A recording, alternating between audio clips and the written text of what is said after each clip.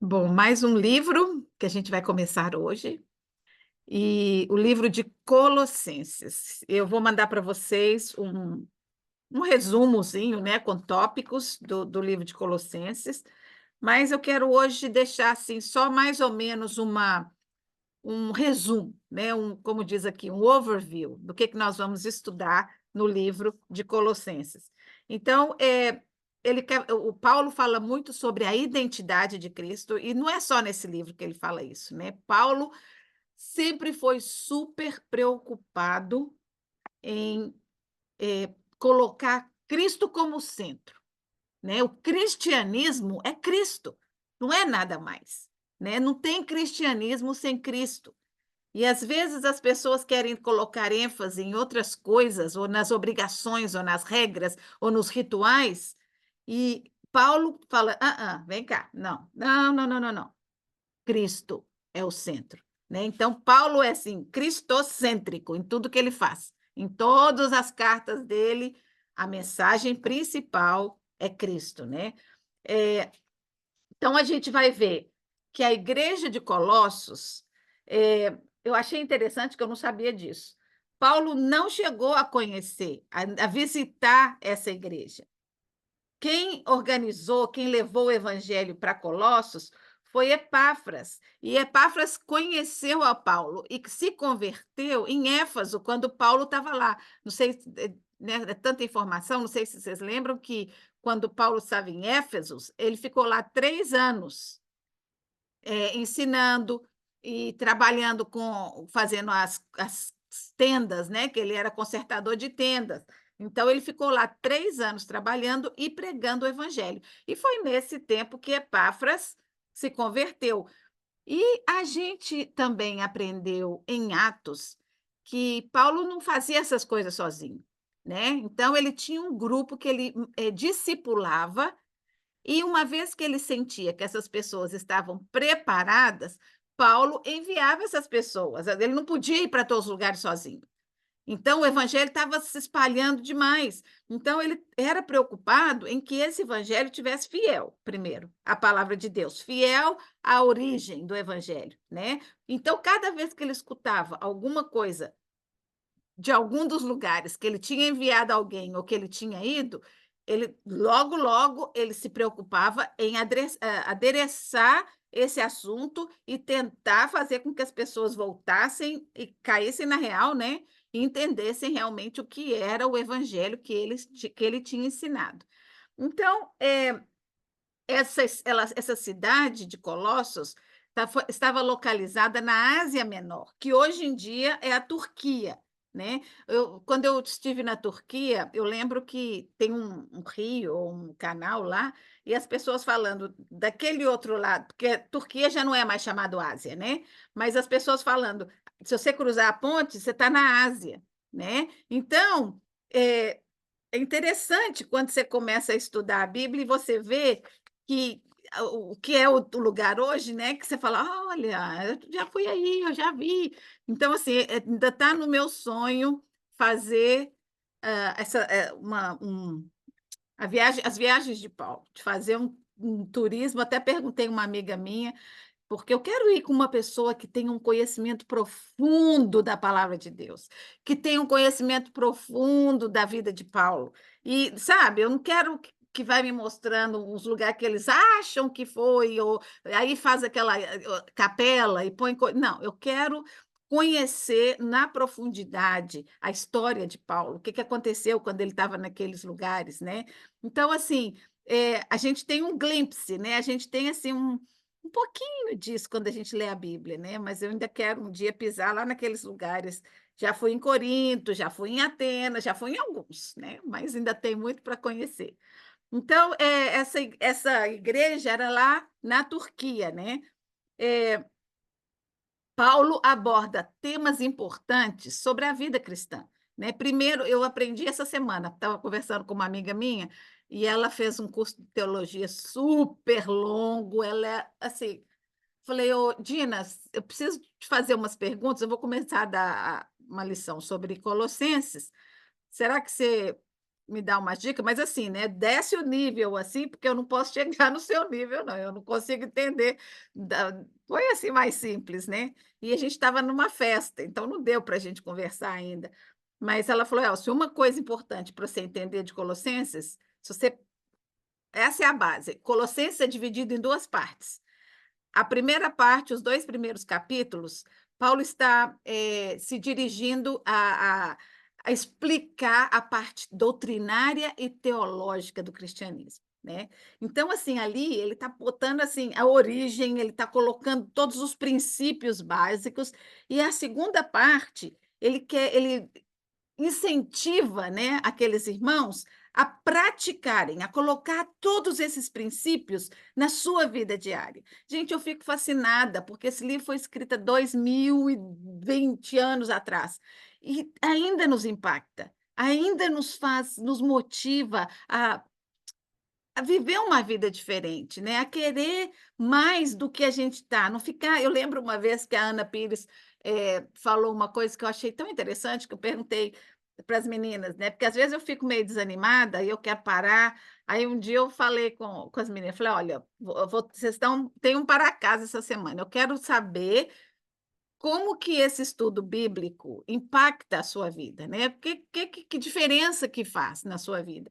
E a Ana Pires falou uma coisa que eu nunca esqueci, ela falou, me ensinou que eu não quero ser mais uma cristã morna, eu quero mais, né. Então, gente, isso, nossa, já é uma motivação, né, porque realmente, quando a gente não a Bíblia fala lá em Apocalipse quando Jesus estava adereçando algumas igrejas, ele fala: "Olha, vocês são muito bons, vocês estão fazendo um trabalho muito bonito, é uma igreja bonita, tem muita gente, mas vocês estão mornos. Eu preferia que vocês fossem quente ou frio. Morno, estou a ponto de vomitar", porque quando a gente toma água morna, a gente quer vomitar, né. E ele na Bíblia fala literalmente: "Vocês estão mornos e eu estou a ponto de vomitar", porque ali fica todo mundo em cima do muro e ninguém toma uma posição, né. Então é isso, o conhecimento da palavra nos faz tomar uma posição, né. A gente sai de cima do muro, ou a gente nega tudo, porque isso não acredito, ou você fala: "Não, isso é verdade, é a palavra de Deus e eu quero mais dela", né, isso é maravilhoso. Eh, então Paulo escreveu essa carta quando ele ainda estava na mesma época, talvez, né, que ele tenha escrito a carta de Filipenses e a carta de Filemon, naquela prisão em Roma que ele estava. Não sabe muito bem se foi Filipenses, ele estava lá na mesma prisão, mas seguramente eles acham que Filemon e Efésios foram escritos nessa época, dessa mesma carta. Eh a carta foi enviada para a igreja através de 2 pessoas que estavam lá visitando a Paulo. Então a gente vai ver nessa carta que Paulo deixa eu achar aqui a carta, deixa eu voltar porque eu fui lá para ação. Eh, Timóteo estava com Paulo. A começo da carta fala assim: "Paulo, apóstolo de Cristo Jesus pela vontade de Deus, e o irmão Timóteo". Então Timóteo estava ali com Paulo. E Timóteo, a gente vai estudar mais sobre ele quando chegar no livro, na carta que Paulo escreveu para ele, mas ele era um jovem. A Bíblia diz que ele era um menino, né, mais jovem que nossos filhos, devia ser um adolescente quando ele começou a acompanhar a Paulo. E ele tinha a mãe e uma avó que instruíram ele muito, né, no conhecimento da palavra de Deus, no evangelho, no conhecimento de Jesus, né. Então, Timóteo se tornou um companheiro de Jesus. E aqui vai falar, deixa eu ver onde que vai falar isso. Que ele enviou essa carta através de Onésimo, esse é uma outro personagem que a gente vai estudar mais sobre ele na frente. Onésimo era um escravo de Filemon, que fugiu, e Filemon ficou bravo com ele, não quis mais nada com ele, e no futuro a gente vai ver que Paulo vai pedir Filemon para perdoar e aceitar ele de volta. Mas isso tudo é para o futuro. Mas a gente começar a reconhecer nomes, quanto mais a gente lê, sabe, mais isso fica parecendo parte da gente, né, a gente se sente como familiarizado com esses personagens da Bíblia. Então o propósito principal é combater, mais uma vez, né, gente, parece que Paulo passava a vida combatendo as falsas doutrinas. O povo era muito, e a gente ainda é hoje. Você vê que qualquer coisinha, em vez das pessoas buscarem a palavra de Deus, todo mundo vai acreditando em qualquer coisa, vai aceitando qualquer negócio e quer, por exemplo, quer marcar todas os box, né? Todo. Então, não, sei lá se é verdade, então eu vou fazer. Eu vi uma amiga que colocou um negócio no Facebook, né? Tá assim, passar a mão na barriga do Buda, ou passar a mão no leão que dá sorte. Não sei se eu sei que não acredito, não, mas né, vou passar. Ou você acredita ou você não acredita, né? Então, eu acho assim, a gente tem que ser um pouco mais cuidadoso nas coisas que a gente crê e nas coisas em que a gente seleciona, né? Para deixar entrar dentro da gente, né? A gente precisa, se não é dentro da palavra de Deus, a gente não precisa, não faz sentido, né? E ali eles estavam querendo incrementar coisas ao evangelho, então a maioria das vezes vinha pelos judeus, mas como Colossos era uma cidade é, de, de, de, de influência grega, né? Das mitologias, então era uma mistura de tudo. Imagina, eu fico pensando que não é tão diferente das nossas cidades grandes, né? Que tem uma mistura de tudo.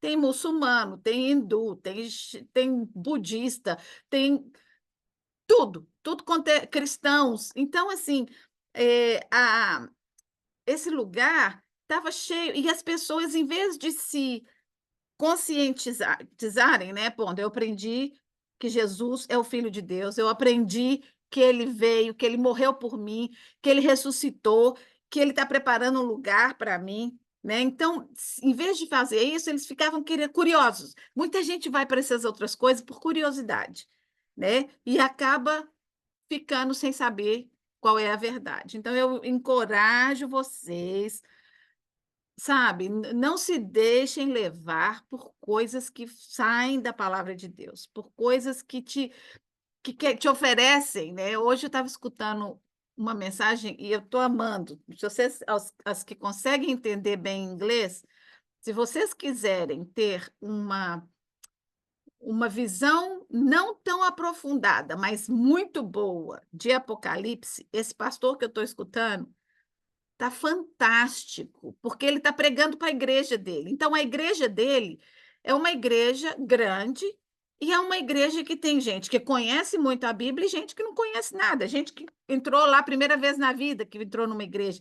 Então, ele está colocando numa linguagem muito fácil de entender.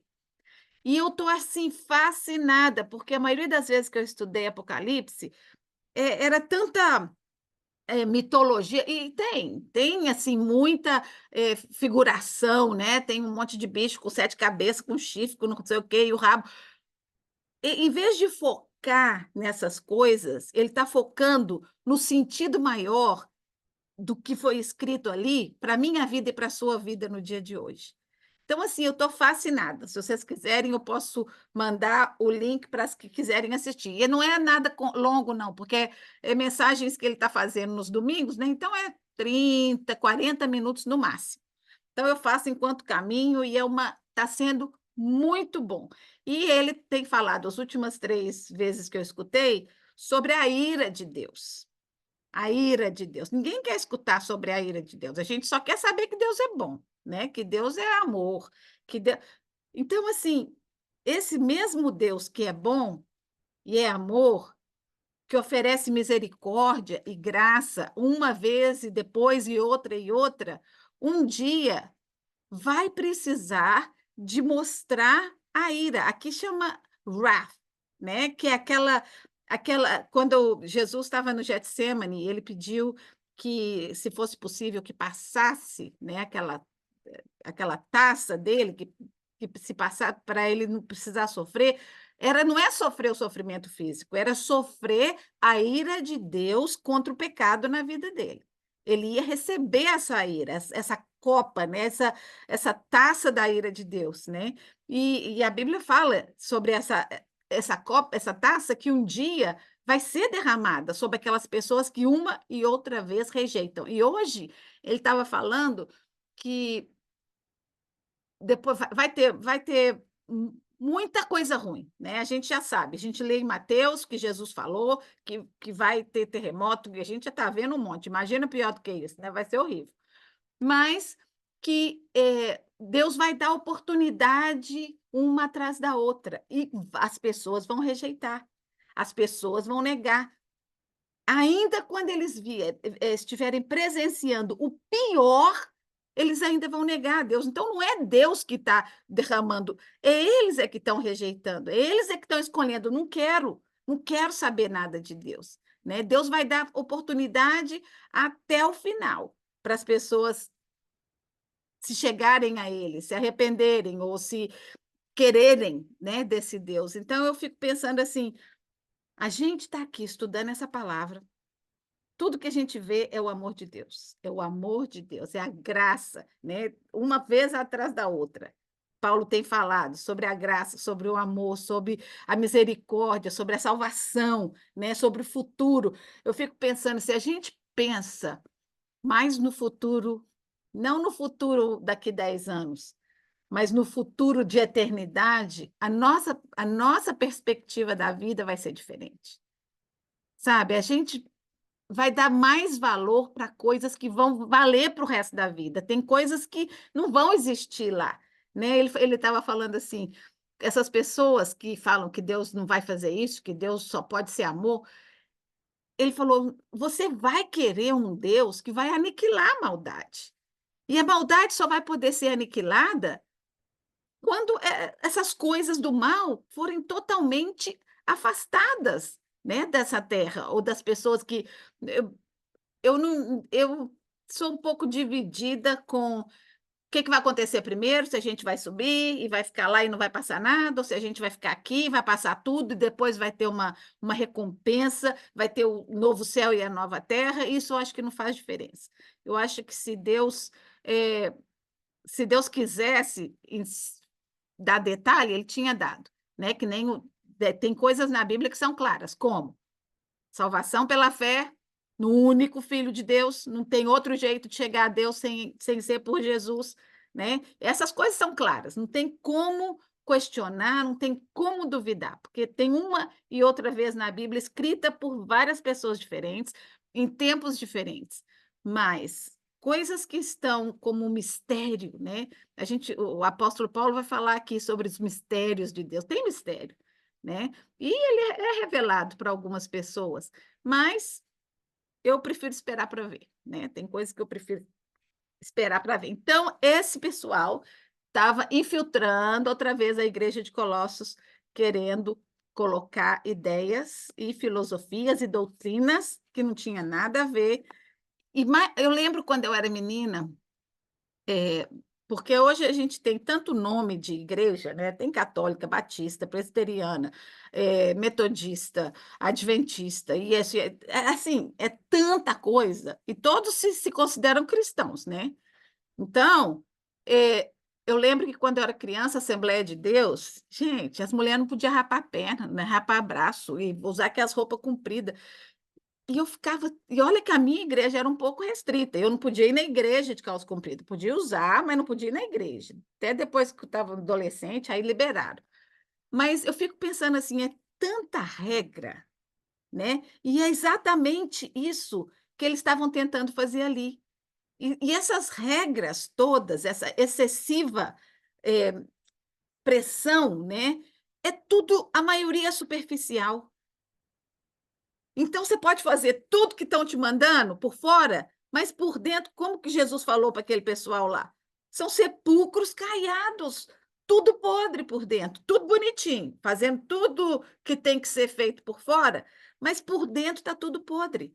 Então, depois que Jesus veio, morreu, ressuscitou e os apóstolos começaram a levar a mensagem, Paulo, principalmente, ele falando, gente, é de dentro que começa. É matando esse homem que está dentro, que tem esse desejo ruim. É de dentro que a gente vai começar a refletir. Você vai refletir, o seu exterior vai mostrar o que o seu relacionamento com Deus tem. Então, não fica preocupada com as aparências ou com o cumprimento, né? E eu fico triste porque às vezes as pessoas querem que outras vejam o que eles estão fazendo. né? Para validar, talvez, aquele cumprimento da regra. Gente, o único que importa ver o nosso comportamento é Deus. E ele nos conhece melhor do que nós mesmos, por dentro, né? Então, a gente precisa assumir essa consciência de que ele em nós é a nossa esperança. Ele em nós é a nossa é a glória dele refletida na gente, né? Então, aqui estão alguns dos pontos que eles falaram. Por exemplo, os judeus, né? É o legalismo pela imposição de leis e rituais do Antigo Testamento. Era isso que eles queriam, que eles continuassem praticando aquelas mesmas leis. Não que Jesus tenha destruído essas leis, não que Jesus tenha acabado com as leis, não. Ele cumpriu todas as leis. Nele se cumpriu tudo. Ele era o Cordeiro de Deus. Então, depois que ele foi imolado, já não precisou mais de cordeiros imolados, né? Então, assim, os judeus queriam que eles continuassem com práticas, queriam circuncisão, né? Deus queria a circuncisão do coração, e eles estavam preocupados com a circuncisão externa, né? Aí tinha as raízes filosóficas gregas, né? Onde aqueles mitos todos, né? Criados pela imaginação humana, né? Cada um, o da fertilidade, o da prosperidade, o mito de... E eles, assim, a gente estudou a história da mitologia, né? É brutal, né? O sacrifício de crianças e as coisas, sexo feito na frente dos ídolos. Então, assim, tudo isso era uma mistura que a igreja estava começando a ficar mais ou menos aceitando algumas dessas coisas, né? É, outra coisa que eles estavam ensinando era a adoração de anjos, né? E Paulo falou: não, não, não, não. Lá no capítulo 2 a gente vai ver sobre isso, né? O único que merece ser adorado aqui é Deus e é Jesus, né? Então não aceitem esse tipo de ensinamento, né? Outra coisa, impunham regras extremas como com o objetivo de alcançar um nível espiritual, né? Então, assim, em vez de ser esse nível espiritual eu alcanço com a intimidade com Deus, era, não, nos seus esforços, você faz isso, você faz aquilo, e aí você vai ganhar espiritualidade. Não é assim. A Bíblia não ensina isso. A Bíblia ensina que quanto mais perto de Deus a gente está, mais espiritual a gente se torna. Por quê? Porque o nosso desejo é para Ele. Não é para eu fazer uma coisa que eu vou ser todo mundo vai ver que eu sou espiritual. De jeito nenhum. Pelo contrário, né? A humildade é o maior segredo de uma pessoa realmente espiritual, né? A heresia era outra coisa que eles colocavam, heresia em termos da, e a gente vê isso tanto hoje, falando, né? Eu sou, a minha mente pode controlar tudo, eu tenho o poder de fazer isso, eu tenho o poder de fazer aquilo. Boa sorte com o seu poder, porque vai chegar um momento que o seu poder vai falhar. E o único que vai conseguir superar qualquer situação é o poder de Jesus, né? O livro de Colossenses, então, Paulo, desde o começo, a gente diz, capítulo 1 e 2, ele vai falar sobre a supremacia de Cristo. Ele é veemente em deixar bem claro a eles o tema da suficiência, gente. Cristo é suficiente, né? Falei, não sei se eu falei isso semana passada aqui, não, eu perguntei até uma amiga minha que é católica, porque eu não conheço muito, né? Então eu falei, como é isso? Porque eu vi um comentário no Facebook e eu queria entender, né? Entendo, não é criticismo, eu quero entender, eu quero conhecer, eu acho que é importante a gente conhecer como as pessoas adoram a Deus, a maneira diferente da gente fazer. E eu vi assim, que Deus e Nossa Senhora proteja fulano. E aí, na minha mente, eu pensei, será que essa pessoa não crê que Deus é suficiente, Deus precisa de ajuda para fazer isso, né? Aí ela estava me ensinando, ela estava me explicando que na Igreja Católica, eh, elas são ensinadas, as pessoas acham que eu sou muito pequeno para chegar direto a Deus, então eu preciso de alguém me ajudar a chegar lá, né? Então foi isso que ela me explicou. Aí ela falou: Elci, eu acho, porque ela é católica, eu acho que isso acontece mais porque as pessoas não têm essa intimidade com Deus, eles não conhecem esse Deus que quer estar pertinho do ser humano, né? Então, eu quero que vocês conheçam esse Deus, que quer estar pertinho de você sem precisar de intermediário, né? Não desmereço ninguém, nenhuma dessas pessoas maravilhosas da Bíblia que hoje nos ensinam lições maravilhosas, eu não quero desmerecer ninguém, né? Mas eu só quero te dizer que Jesus é suficiente.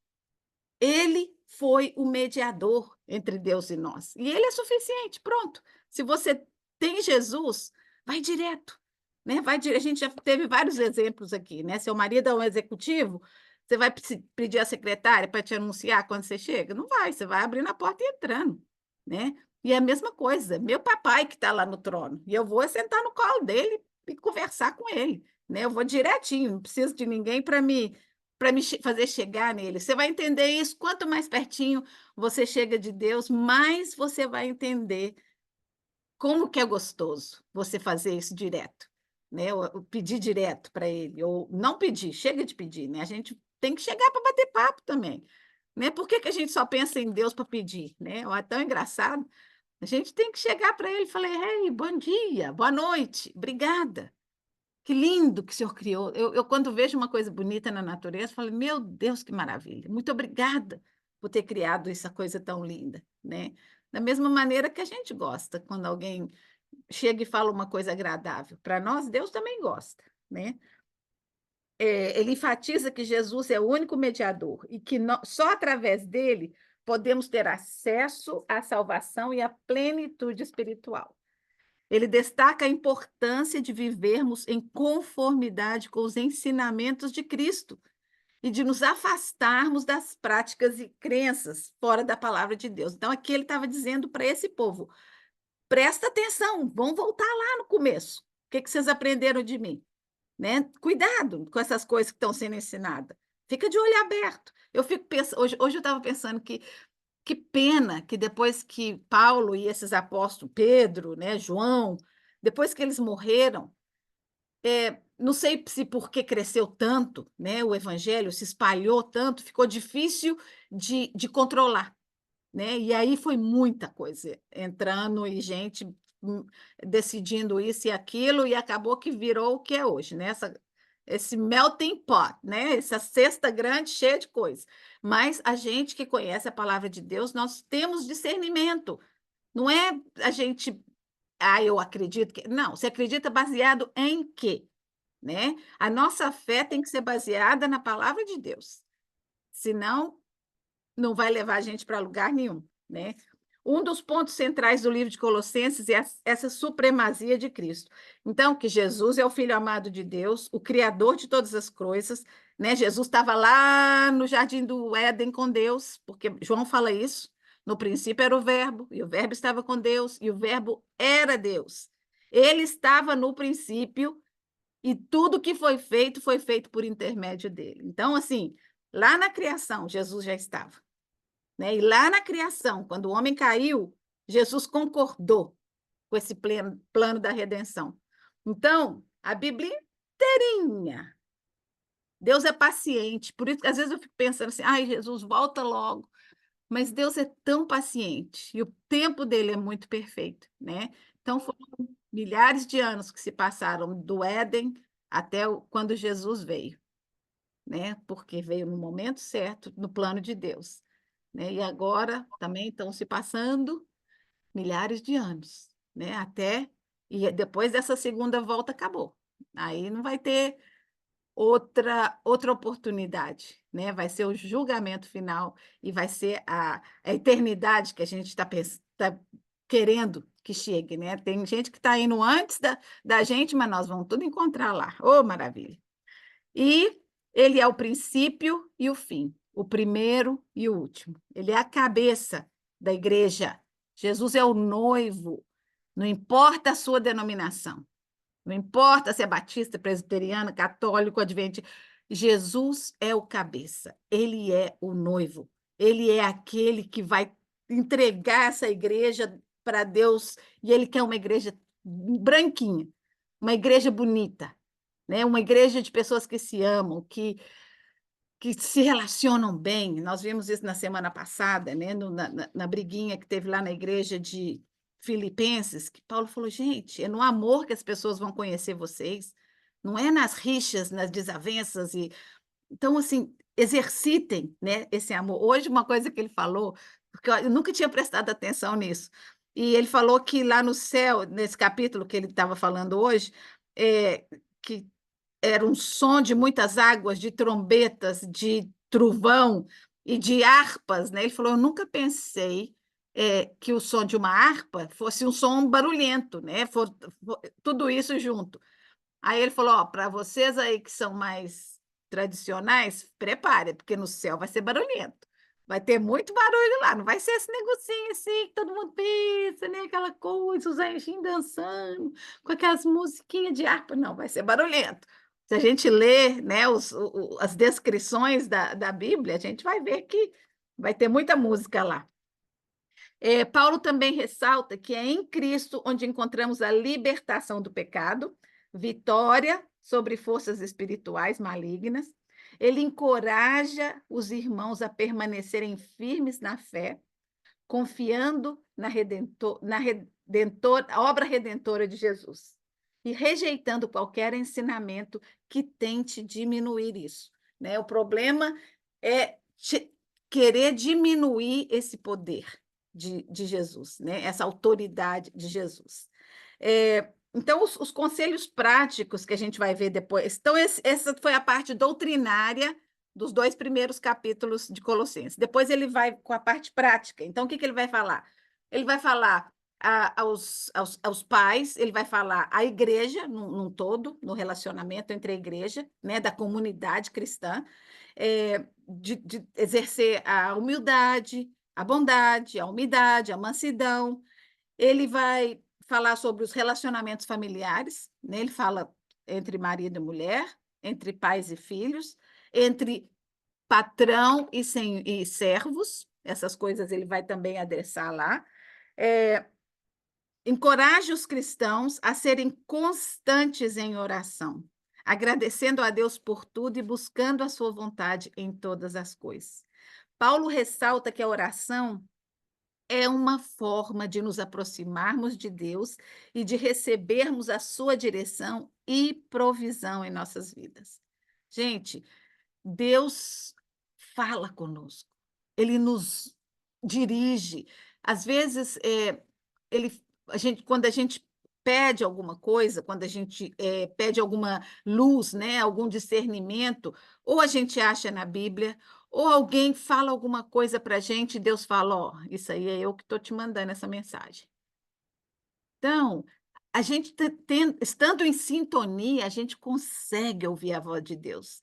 Não é que ele vai falar para a gente, eu estou escutando. Não, ele usa as pessoas à nossa volta. Ele usa a sua palavra. Eu gosto da palavra. Eu gosto quando Deus me fala através da palavra.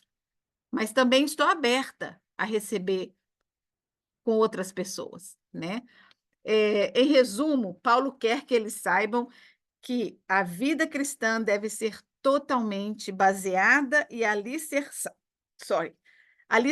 em um só sólido fundamento cristológico. Nós vamos usar essa palavra muito. Cristológico, baseado em Jesus. Devemos sim buscar um estilo de vida santo que é totalmente condicionado ao nosso íntimo relacionamento com Deus através de Jesus. O segredo de uma fé operante e uma total confiança em Deus está em receber a Cristo como único Senhor e Salvador, conhecer a palavra de Deus para conhecermos a natureza de Deus. Deus se revela para nós na Bíblia, gente. É aí que a gente conhece a Deus, quem é o nosso Deus, né? buscar a sua presença, saber que o Espírito Santo habita em nós e nos capacita para viver uma vida santa. A Bíblia diz, Deus falou no Velho Testamento e a gente tem também no Novo Testamento: sede santos, porque eu sou santo. Ser santo não é um chamado para uma mãozinha cheia de gente ali, não. Ser santo é um chamado para todos os que confessam a Jesus como Senhor. Isso, sede santos como eu sou santo, Deus falou no Velho Testamento. No Novo Testamento, em Hebreus, fala assim: segui a paz com todos e a santificação, sem a qual ninguém verá o Senhor. Né? Não é que a gente vai ter uma aurelinha, não, a gente nunca vai conseguir isso aqui na Terra. Ninguém vai conseguir ser perfeito. Mas quando Deus olha para a gente, ele vê o sangue de Jesus, que a gente aceitou, e ele nos vê perfeitos, né? Como aquele exemplo que eu falei semana passada, da menina perguntando: quem pode ir para o céu? Tem que ser perfeito? Tem. Então não tem ninguém no céu? Tem, tá cheio. Uai, então como é que pode ser isso? Né? E ele falou: através de Jesus, da misericórdia e da graça de Deus, né? Então, que Deus abençoe vocês dessa semana. Eu quero terminar hoje, eu não vou ler Colossenses, porque eu quero deixar para a gente estudar, né? Quando chegar semana que vem, não vai ter, mas quando a gente começar no capítulo, eu não quero vocês podem ler em casa, eu até recomendo. E aí eu queria, assim, se vocês lessem cada capítulo, anotassem umas perguntas ou as dúvidas, eu acho que ia ser gostoso se a gente tivesse um momentinho, assim, de, né, o que te chamou a atenção, né? Mas eu quero ler o Salmo 27. Vou ler alguns versículos, não sei na sua Bíblia como é que vai ser, porque eu não sei se é um depois ou um antes, mas ele começa: o Senhor é a minha luz e a minha salvação. A quem terei medo? O Senhor é o meu forte refúgio. De quem terei medo? Quando os homens maus me avançaram contra mim para me devorar, eles, os meus inimigos e os meus adversários, é que tropeçaram e caíram. Que tropeçarão e cairão. Aqui é Davi, né? A gente conhece a história de Davi, ele teve muitos altos e baixos, né? Então, cada vez que ele entrava num baixo, né, ele passava por uma fase difícil, mas depois ele sempre se lembrava de quem era o seu Deus. Ele nunca deixou de reconhecer isso, né? Então, aqui você pode ver que ele estava com medo. Tinha gente perseguindo ele. Estava passando por coisa difícil, mas ele sabia que o Senhor era a sua luz e a sua salvação. Ele era o forte refúgio, né? Uma coisa pedi ao Senhor e a buscarei, que eu possa habitar na casa do Senhor todos os dias da minha vida, para contemplar a bondade do Senhor e buscar a sua orientação no seu templo. Pois no dia da adversidade, ele me guardará. Protegido na sua habitação, no abrigo da sua tenda, me esconderá e me porá em uma segurança sobre o rochedo. Teve uma época que Davi estava fugindo de Saul, né? Eu acho que esse capítulo 27 era uma dessas fugas, né? Saul querendo matá-lo, porque Deus tinha escolhido Davi para ser rei, e Saul estava com ciúme, não queria deixar.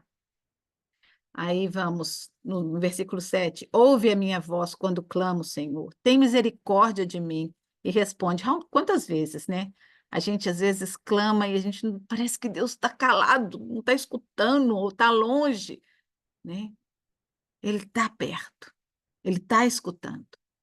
Nunca, eu falei semana passada isso. A Bíblia diz que de maneira alguma te deixarei, nunca, jamais te abandonarei. Esse é o nosso Deus. E você só vai saber disso se você ler a palavra de Deus. Não precisa duvidar, né? O que ele falou, ele cumpre. A você, o meu coração, ele diz: busque.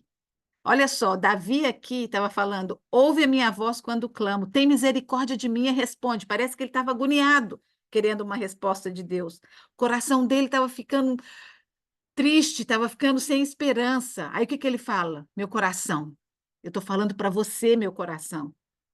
Busque a face de Deus. Aí ele fala, ele mesmo responde: a tua face eu buscarei. Não escondas de mim a tua face, não rejeites o teu servo com a ira. Tu tens sido meu auxílio, não me desampares, nem me abandones, ó Deus da minha salvação. Aí aqui vem esse versículo que eu li semana passada. Ainda que meu pai e a minha mãe me abandonem, o Senhor me acolherá. Né? Você vê que é uma coisa difícil, né? De um pai e uma mãe abandonam. O pai abandona, mas a mãe é difícil abandonar um filho, né? Mas ainda que uma mãe abandone, Deus nunca vai nos abandonar. Ensina-me o teu caminho, Senhor. Conduz-me por uma vereda segura. Não me entregues como o capricho dos meus adversários, porque contra mim se levantam testemunhas falsas, que respiram violência.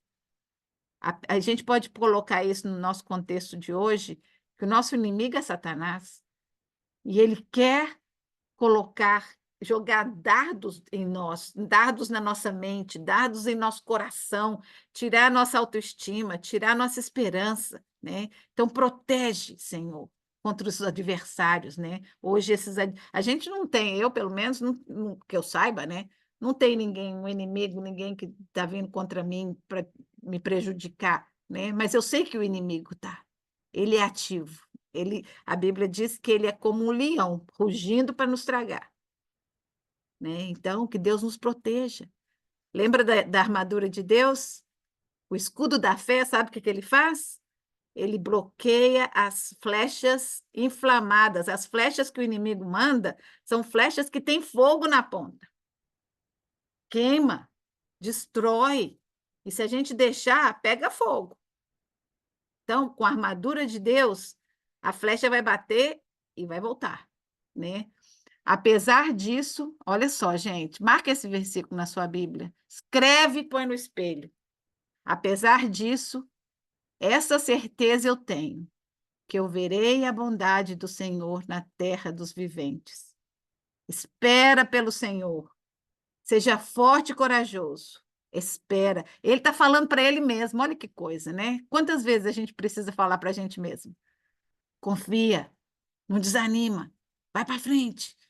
Deus está aqui, está te escutando, né? Então, espera pelo Senhor, seja forte e corajoso. Espera pelo Senhor. Que Deus abençoe vocês nessa semana.